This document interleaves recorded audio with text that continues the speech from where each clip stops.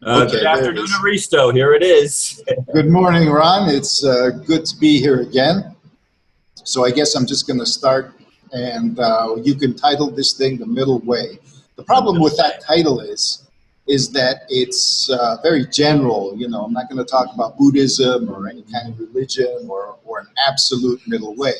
There is no absolute middle way. Everybody has their own, and everybody needs to find it. However, when we encounter extremes in our lives, these are usually, instead of freaking us out, these extremes can point us to course correction. All of us at this time are engaged in a perpetual dynamic of course correction. This is very important because instead of saying we're all going over the cliff or somebody's leading us to paradise, to the promised land, we can say, look, man, this is a rocky road, this is a difficult road, and it's going to be full of course corrections. When you drive a car, you don't lock the steering wheel in place on cruise control and then fall asleep. Well, some people do, and they have special directions in the owner's manuals because of that. I mean, even if the road is straight and narrow, and even if the car is perfectly aligned, there's always going to be some imperfection, you know, and the world is not perfectly ordered, or else it'd be a corpse. It's alive and it's moving. So course correction, what some people call the cybernetic approach, the cybernetic dynamic. Cybernetic simply means continuous self-governing course correction. So you're on the steering wheel, and yeah, it's not going to go this way or that way, but you're going to make micro movements to keep it in the straight and your version of the straight. And if you're turning because you're in the middle of the road. You're not going to veer off to the side of the cliff if you're going to make a turn. You're still going to be on the road. So it's the middle way is not a static middle way. People are still prone to avoid dissonance, even when we talk about dissonance, even when they talk about dissonance. It's still something that I believe we need to be in a constant state of vigilance to keep observing where we are avoiding dissonance. And instead of freaking out and saying, oh my God, dissonance, or I'm avoiding dissonance, it's like, look, you know, we're making course corrections, but sometimes we need to move through dissonance in order to be informed by it so we can make better course corrections in the future. Thus, everything is a learning experience. So let's take the example of your videos and what you're encountering with the ambassador and all of that. Responses to these things are very understandable. I see two extremes. On the one hand, you might call it the merciful approach. Absolute faith, absolute positivity. Oh, there's somebody. Oh, they promise. Oh, they must be well-meaning because I want them to be well-meaning. I believe in them absolutely. And, you know, we have to support them. This is the way it is. Blind faith. On the other side is, no, the hard evidence hasn't been given yet. And we must, you know, how do you know? What are we going to do? This and that. And it's all doomed. And if it would have happened, it would have happened already. So, you know, and all that crap. So you got these two approaches, the approach of severe judgment and the approach of gullible mercifulness. And the middle way between them recognizes that these approaches are necessary. When you have the tree of life, you don't discard the two pillars in order to balance in the middle one. I mean, real balance, you look at a tightrope walker, they're balanced because they have that pole, the long horizontal pole. The longer the pole is, the easier it is for them to sustain balance. The more you can reach into one extreme and into the other extreme, and get the benefits of what they can offer and reject the rest, basically. Don't, you know, because if you're imbalanced in the middle, you're constantly being informed by the extremes. So if you're going to be gullible, the other side can actually help give you a perspective of, yeah, well, you know, they're right. But if you're going to turn into an idiot cynic, closed off to everything and ready to jump off the cliff, then the merciful side is going to give you a lot of information and a lot of understanding in order to, and when these two things balance out, you notice that you're empowered. The problem with the middle way is it's often, and it's not the middle way, it's the label middle way. It's often touted as narrowing itself into some kind of thing that excludes everything else. The true middle way is all inclusive. You know, you don't go and reject the world. I mean, the straight and narrow, the path of the arrow to the goal, and don't look at anything else. The best way to journey is through the scenic route. You keep your eye on the road, you keep your eye on everything, but you also have peripheral vision. You turn your head, you look around, you enjoy the scenery, and you benefit because there are markers along the way. Now, there are people. Brought up the. I see when I go to the park and hug trees and everything. When I'm by myself, it takes me over an hour to traverse a half mile because I'm stopping and touching things and looking, just sitting and feeling the energy. When that lady walked with me, that wanted me to do the pot and everything, we went around that thing in a half an hour 3 times. I mean, she was just. I take the scenic route. She took the expressway. and that's the point, because if you're really in tune with yourself, you can ask your question, why am I in a rush? What's going on? Do I feel like somebody's chasing me? Do I feel like something bad is going to happen? Do I not enjoy where I am right now? Is something wrong? Am I going to be better off when I get to where I get to? The thing is, sometimes we think that if we enjoy the scenic route, slowing down means stopping or being delayed or whatever. But it's not the case, because everything is the present moment. Now, there's a thing that I've been seeing also, that many people, I noticed this in occult communities, I noticed this in New Age communities, they're disappointed by the promises of the esoteric systems they got into, the philosophies and all that results haven't been given as they have been promised. The fact remains, you know, you create your own reality. No, I don't. Everything's worse than it was before. What the hell are you talking about? Thus, they try to avoid the dissonance of that. Instead of seeing, well, maybe those people were misinformed, but they were misinformed in a different way than what I think.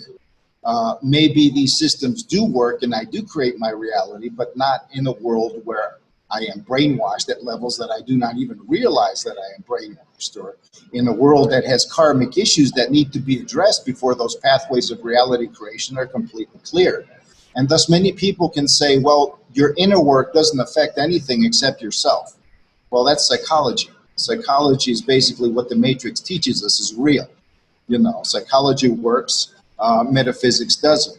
So if you end up getting and I notice many occultists say, well, magic is just, you convince yourself and your subconscious is convinced, and because your subconscious is convinced, you act differently and the world responds to you.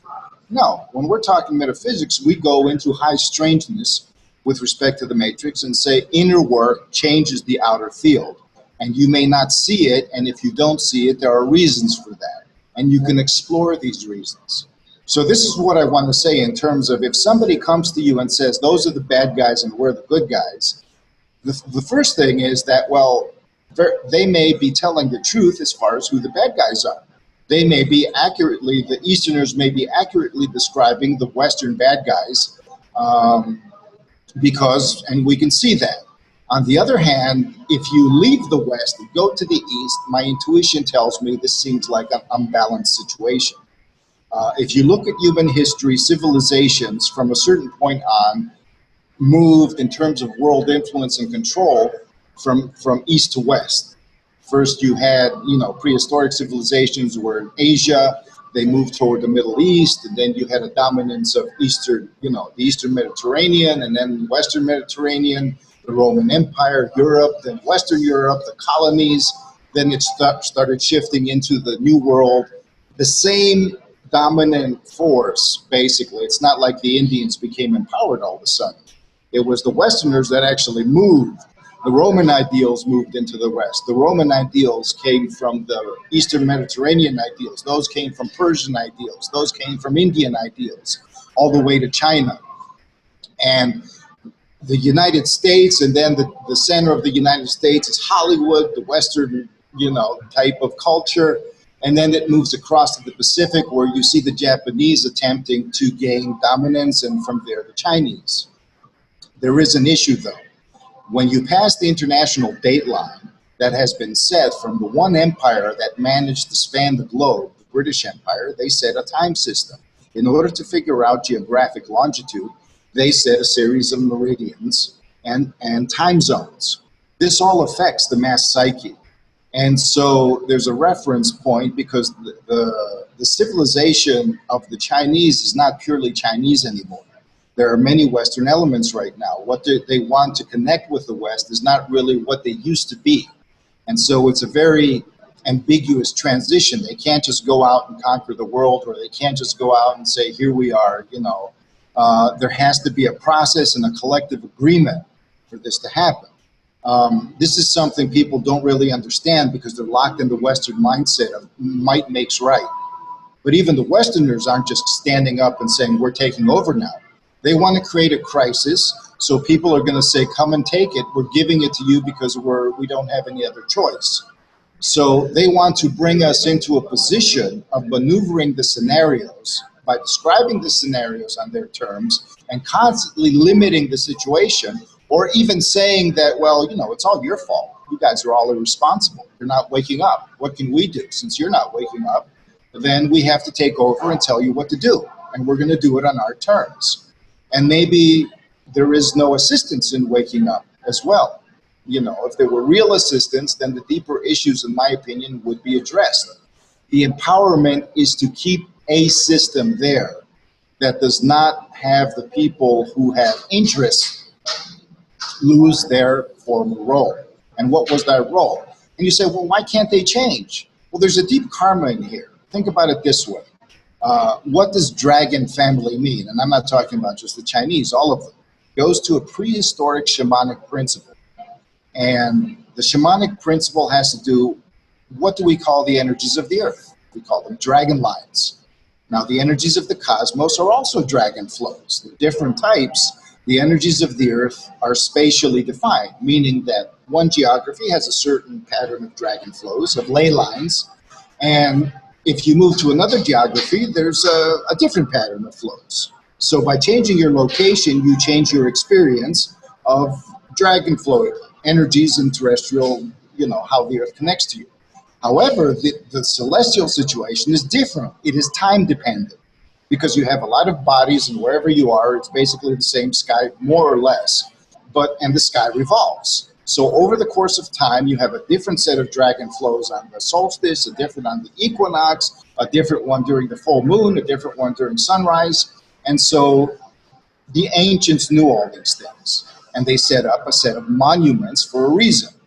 The dragon families, the ancestors, the shamanic ancestors of the dragon families, who discovered each other because they were all doing the same thing in different geographies, because shamans are psychic and they can connect with other shamans around the globe. At least they could in those days before the electronic grid was set up.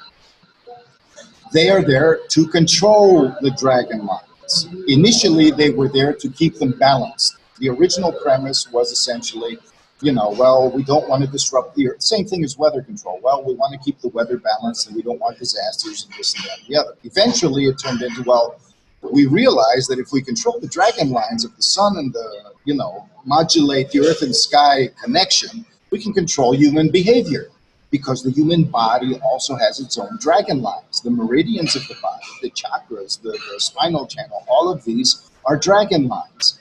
Kundalini is called the serpent power for a reason. The ancient kings of archaic India, prehistoric India, were called Nagas. Naga means serpent. You have the same thing, the serpent in the tree symbol in alchemy, the serpent of the Garden of Eden. This is the ancient symbol of them who, these days, the Westerners tout Lucifer and all of this stuff, but it's the same thing. Basically, they're talking about their own past. And some of these families said, look, you know, there is such a thing as karmic heredity, whereas, you know, I can incarnate into a whole different race and basically the same soul into a different race, a different person, a different gender, whatever, but it's the same soul. And so they said, well, if we want our true aspirations to continue, then we need to connect with karmic heredity and not worry about genetic heredity, because genetic heredity is corruptible. Others said, no, to be sure that, you know, because we can't be sure somebody is who they say they are. I mean, whatever. I mean, not everybody can perceive. So they said genetic heredity is the only reliable source. So our children are going to get, you know, the title, whether they're, you know, they have merit or not, but we're going to train them. Eventually, genetic heredity did get corrupted because there's all these other influences, because inbreeding is not what biology wants, and because there's such a thing as epigenetics. That means that I may be from a crappy bloodline, so to speak, but if I have the right stimuli, my latent genes can be activated and I can end up being much stronger than the one who's from a so-called noble bloodline whose, you know, empowered genes are shut down because they live a crappy life. So these things, right now what's going on is that you have two dragon lineages. You have the hereditary dragon lineage, which is secular, because they've lost most of their psychic powers, no matter what they claim. Right now, they're controlling the dragon lines through technology, electromagnetics, through subterfuge, and through manipulation of the collective mindset. Since humanity also has its own dragon lines, it can actually influence the dragon lines of the earth and the dragon lines of the sky to some extent, especially collectively speaking. The matrix is the raw materials for the matrix is dragon line energy, earth, sky, and human. This is why all of these systems talk about earth, sky, God, earth, sky, man. So by hook or by crook, this can be manipulated.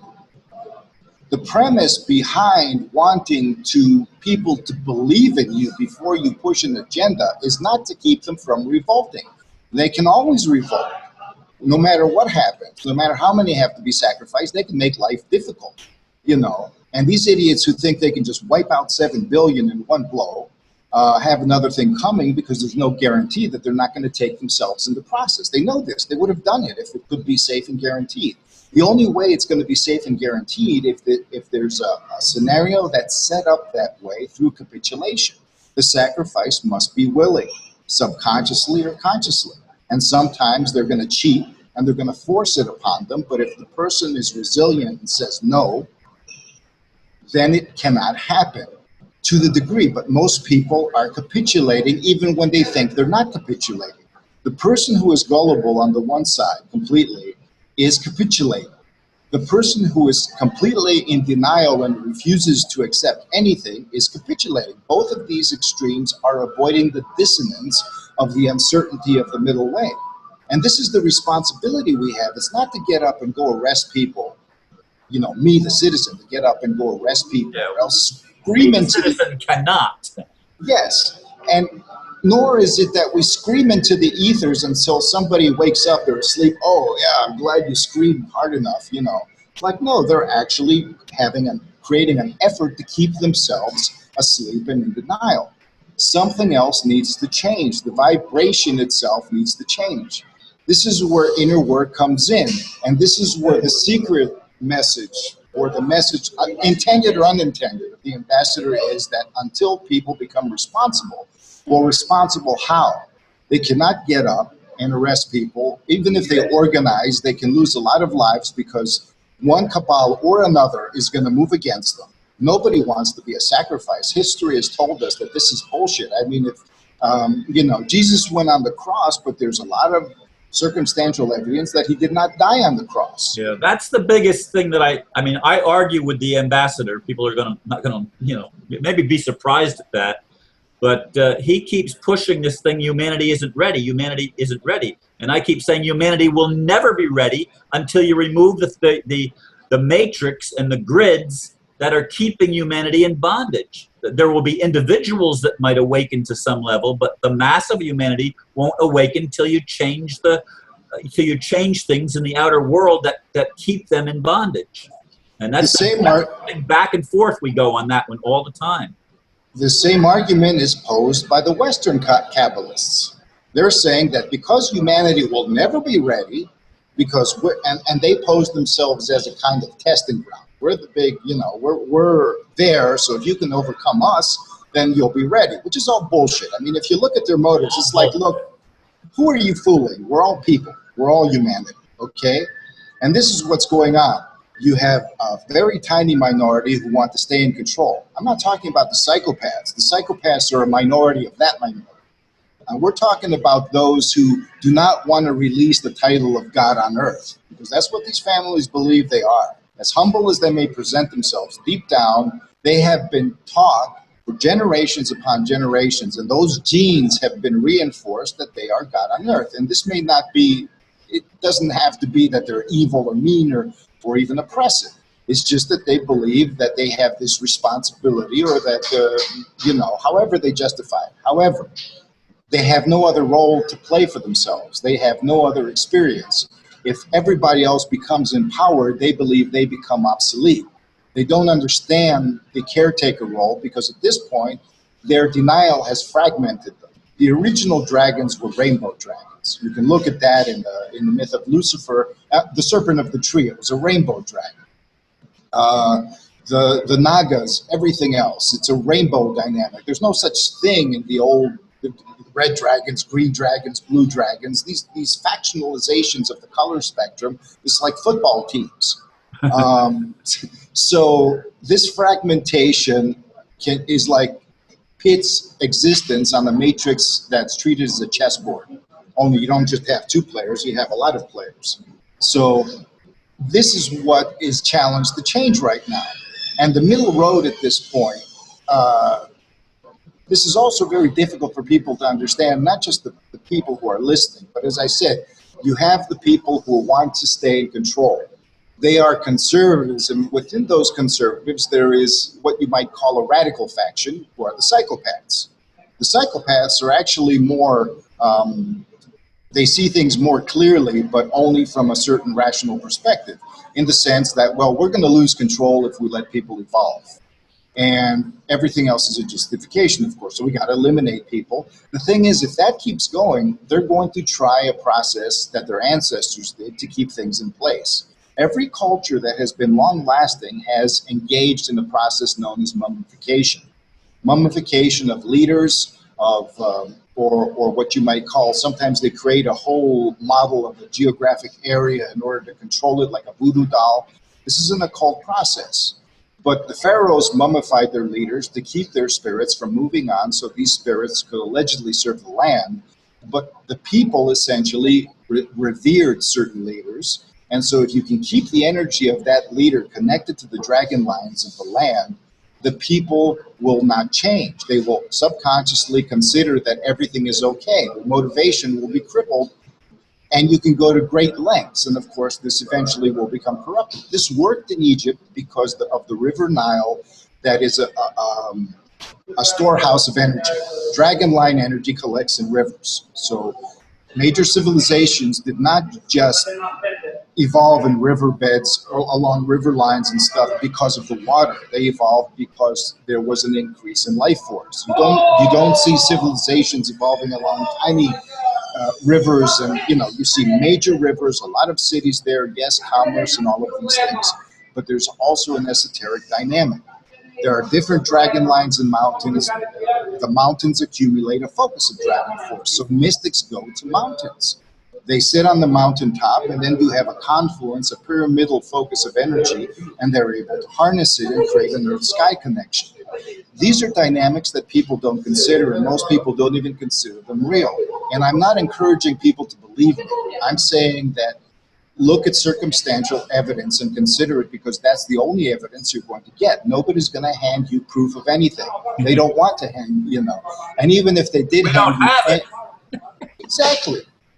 But proof is the outcome. What people are saying is that spare me the process, give me the outcome, and then I'll believe you. When all is said and done, we're in paradise, then I'll believe you.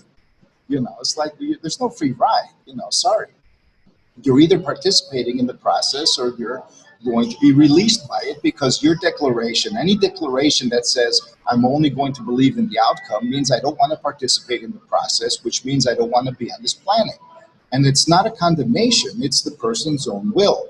So waking up actually means being willing to participate in terms that you're able. Now, there are people who are doing inner work, but I'm also questioning, well, what kind of inner work is that?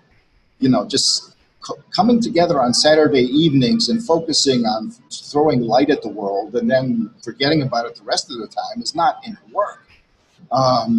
Trying to escape the reality and create a fifth dimension is not inner work. Simply repeating the same droning affirmation day after day, I am good, everything is fine, that's not inner work. Inner work is facing, again, if you encounter a situation of inner work where you end up feeling guilty or that you're at fault and that you have to carry the burdens of the world, that too is not inner work. That's self-sacrifice. In Ho'oponopono, it is better, in my honest opinion, and I've worked with this a little bit and found better results. The thing with Dr. Luz is he was working with specific people, with individuals. It was a controlled scenario. He wasn't working with a generalized collective state. So instead of saying, please forgive me, because there is nothing to forgive, what the collective wants to hear is, I'm with you. I'm with you, I'm participating, you have my support, we're in the same boat, and I have the rose in my hands. I love you, not from outside, I'm not sending light to you, I'm not over there in paradise, I'm not privileged. We're here in the same boat, and I am with you. No blame, no guilt. Being responsible does not mean I'm at fault. There are certain people have not yet begun, for the most part, because as I said, there is a minority of controllers with an extreme of psychopaths, and then there's a minority of transformers with an extreme of what you might call sages that are just beginning to emerge. The world is not going to collapse until, well, let me finish this thought. I was going to say the world is not going to collapse until the sages finally emerge and confront the other side. It's not going to collapse even then. It's just that it's going to, that's a limit. And at that limit, then you're going to have true transformation. The transformation is as follows. People are going to realize that they can manifest reality, and that the only ones who are going to be able to do this are the ones that have the whole in mind, the ones that are participating, the ones that don't make excuses, the ones that don't fool themselves. I don't care who you are. The heredity crap is out the window. Right now, the dragons are coming back, but the dragons are not necessary. They can emerge in these hereditary families. There is precedence for that. I'm not saying some of them won't. There won't be enlightened dragon types, hereditary ones. But for the most part, the karmic dragons are the ones that are now returning. This is what these families are afraid of. They don't know how this is going to manifest, because it's not going to manifest, in my opinion, like many New Age things. Many theosophical movements were funded by bankers, tried to predict how this was going to happen, how it was, they tried to find the avatar of the New Age. Jiddu Krishnamurti back in 1920 was a young man, and he's a mystic basically, and rejected the role. The Theosophists tried to say, you're the new Christ, people are going to worship you. And he said, leave me alone, I'm going to help people, but not in this way. So they tried to control it, and they can't, because they wouldn't be, this isn't a polarity like the two sides of the tree with a middle way.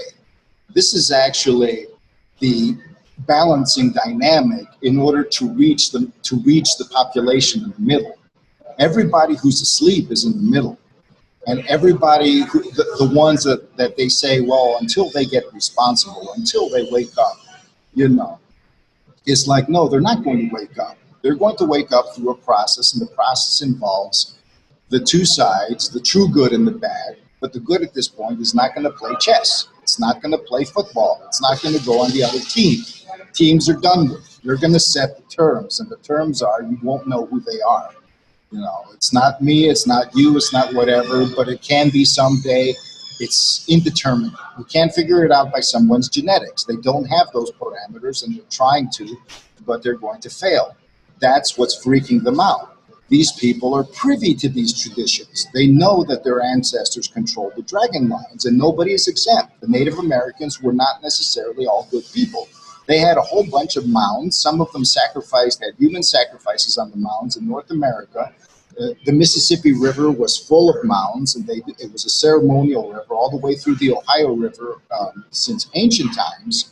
And the Aztecs and the Mayans were the corrupt center. They became more and more corrupt, so the Aztecs became obvious. I mean, if you would have let the Aztecs run amok for 200 more years, where they could have had guns and I don't know what, a civilization that had to have 10,000 victims a year just to keep the energy going by cutting out hearts is not what you want in the world. That's very psychopathic too. Exactly. Psychopathy isn't restricted to Europe and Europeans. That's racist to say the least. African sorcerers there were many African tribes that were afflicted by their own manipulators. And they sometimes they banded to these manipulators and called white people and sent their whole families to slavery. Well, Because the blacks actually did sell their own. They rounded up the Africans and sold them to the slave traders. well, if you look at it, you know, the people that were actually rounded up and sold in the beginning, because again, it became corrupted and opportunistic later on, but in the beginning, there were select groups of elite who were sorcerers and shamans that actually abused their power. So, you know, the Portuguese came in, everybody else saw this as an opportunity to get rid of them. But that's what I'm saying. See, when you go down that road of just getting rid of them, then you never stop getting rid of people. And if somebody comes up and says, hey, I'm going to help you get rid of the bad guys, then it's very easy to fall down the path of getting rid of everybody. I'm not saying this is what's going on and we should be suspicious, but that there is precedence for it. When you have precedence, it's a form of circumstantial evidence that needs to be accounted for. We need to account for everything. Dissonance comes in when we try to think too much. The system is trying to make us not think. It's trying to make us not feel. It's trying to give us feelings on the platter through the stupid TV zones, through the culture and all that, through the football and all that. It's trying to give us sensations on a platter through exploitation. It's trying to give us ideas on a platter through the stupid alternative and central media, because now the alternative media is just becoming the flip side of the mass media, trying to get those people who are too smart for the central media, but it's still a packaging. There may be sincere voices, but there's so much other stuff going on where there's a compromise that you can say 80% of the truth, but you're going to stick all these other things in there as well, or you're not going to talk about these other issues. All of these things need to be taken into consideration. But as I'm saying, this is a very broad topic, and that most people do not know the real history of the dragon families. Sometimes a lot of this is circumstantial evidence, and in order to make sense of this evidence, you need to go within and to look deeper within the information that you have, the one from channelers, the one from history, the one from the media. There is truth in every lie. Discernment means being able to find the truth in every lie. Sometimes it causes dissonance, but if you look for the source of the dissonance, you'll find it's in a con job. There's an assumption, something in the matrix, or your own prior trauma. This is how we're participating. So it is a process, and the timeline is slowing down. It used to accelerate before. Up until 2012, whatever, everybody was talking about an acceleration until the underworlds come to the surface. Now that they're on the surface, nobody's going to make a move into progress until the shit is dealt with. There aren't going to be wars in terms that are going to, you know, annihilate hope or humanity. And there isn't going to be a paradise unless it's done right. It doesn't matter how long it takes in the sense, because it's not going to take more than a lifetime. However, people who are suffering, that suffering, you know, we can open up and we can mitigate that suffering from the inside to a certain degree. There are many people who would have suffered and who are not suffering right now as much or at all because of things that have been already done on the inside. I know it's not enough, but when you have most people trying to run away from their own responsibility of facing the dissonance that confronts them, unless it is forced upon them, and then they cry victim. I'm a victim now, and that's the perpetrator. The middle path means I'm not a victim and I'm not a perpetrator. It means I can grasp both sides, and from the position of a responsible individual, from where I stand, because responsibility is not the actions that you take so much as the attitude that you have.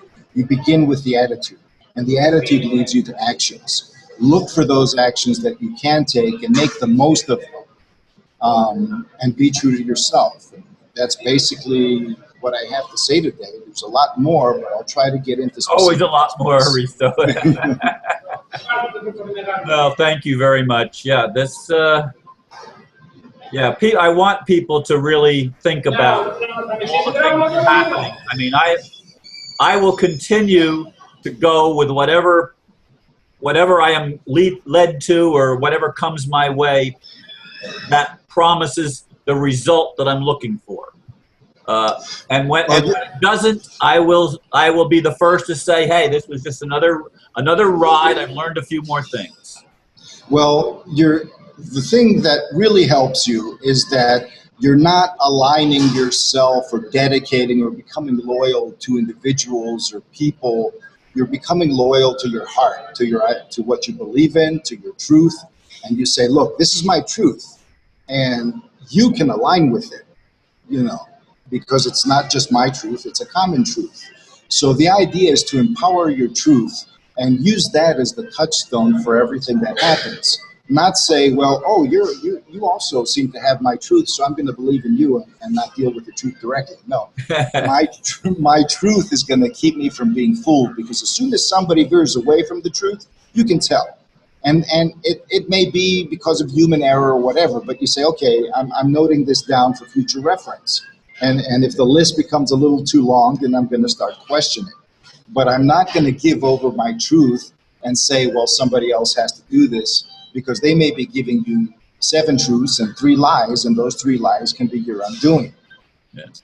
Truth cannot be mixed with lies. However, facts are not always truth, and truth is not always facts. Yeah. Things are ambiguous there.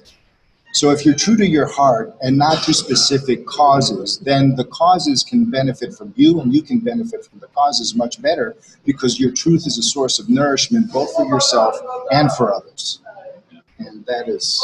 Yeah, well, thank you for that. And we'll continue to march and continue to do the best we can, and that's all we can do. Namaste. Okay. Namaste, Ryan.